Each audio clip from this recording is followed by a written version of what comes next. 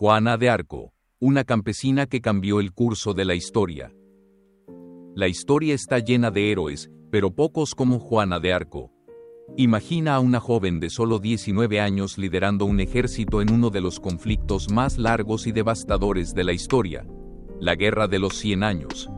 No era una noble ni una militar experimentada, era una campesina que, según ella, había sido enviada por Dios para liberar a Francia. En este video, exploraremos cómo esta joven, conocida como la doncella de Orleans, se convirtió en un símbolo de resistencia, fe y valentía.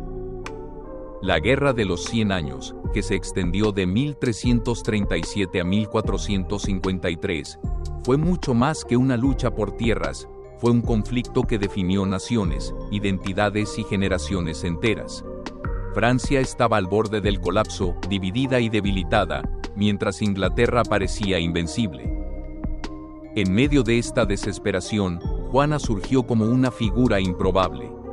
No solo desafió las convenciones de su época, sino que también lideró victorias que parecían imposibles.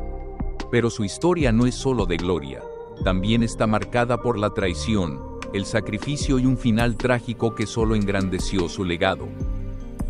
Acompáñanos en este emocionante viaje por el tiempo para descubrir cómo una campesina cambió el curso de la historia y dejó un legado inmortal.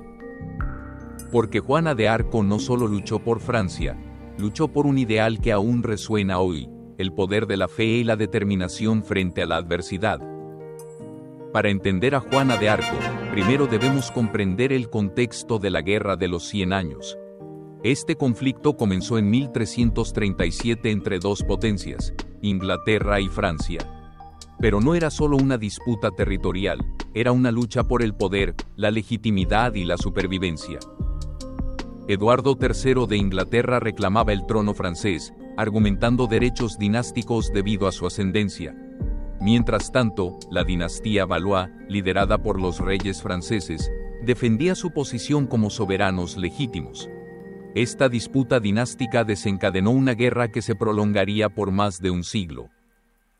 El conflicto fracturó a Francia internamente. Los borgoñones, una facción poderosa, se aliaron con Inglaterra, mientras los armagnacs intentaban defender la causa francesa.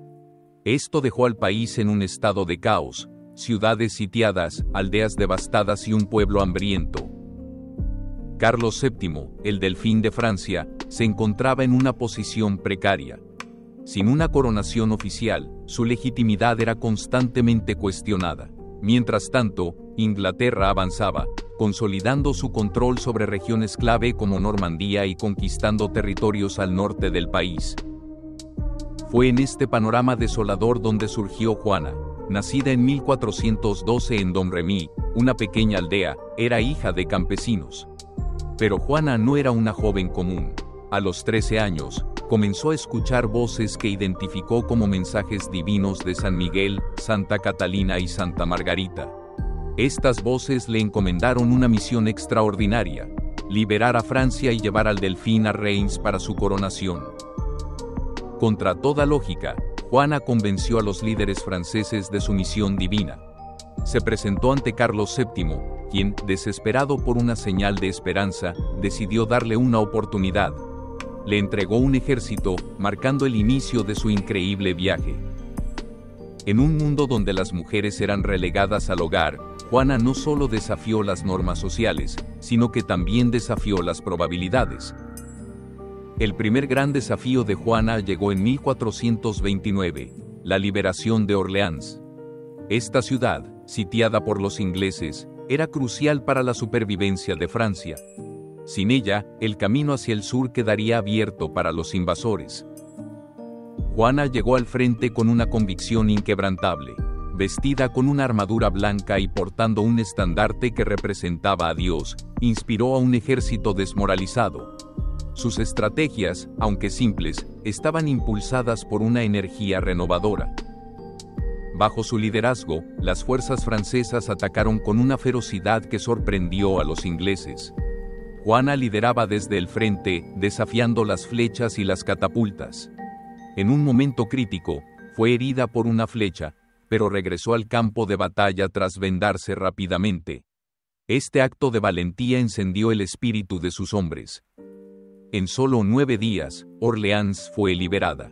Este triunfo no solo fue una victoria militar, fue una victoria psicológica que cambió el rumbo de la guerra.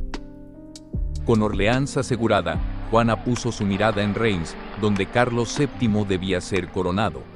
Sin embargo, el camino estaba lleno de obstáculos, castillos fortificados, ejércitos enemigos y territorios ocupados.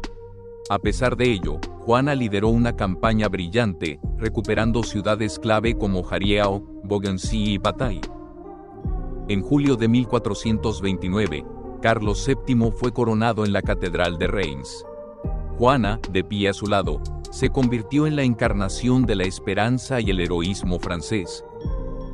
Pero los triunfos de Juana no la eximieron de las intrigas políticas. Algunos miembros de la corte francesa desconfiaban de su influencia y sus métodos poco convencionales.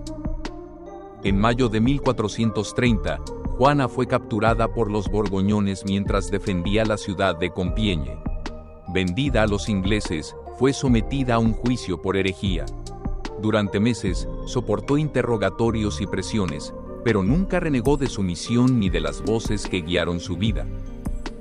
Finalmente, en 1431, Juana fue condenada a morir en la hoguera. Sus verdugos intentaron humillarla, pero incluso en sus últimos momentos, mantuvo su fe. Uno de los momentos más emblemáticos de la vida de Juana ocurrió durante la liberación de Orleans.